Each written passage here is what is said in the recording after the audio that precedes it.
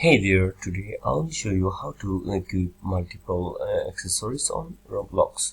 For this first, go to roblox.com and from the top left select the dot and select avatar from here, and in the avatar section select accessories, and then select which accessories you want to add, then select neck.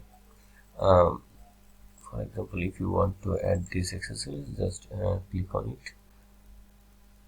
In this section, in the address bar, you will see the roblox.com /catalog and the bunch of numbers and the items name. So just double click on the number and then copy it from here. Then go back again and you will see in the accessories neck options, you will see an options here, advanced. Click on it.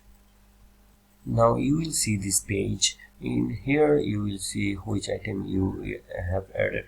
Now we are paste the number which we copied from we are paste, then just select save and then select save again. So that's it. That's how you can add multiple accessories in Roblox. So if you can add more accessories, ID here, and just select save. If you don't have any blank space here, then you have completed your multiple accessories item from, and that's it. If you found this video helpful, then don't forget to give a like.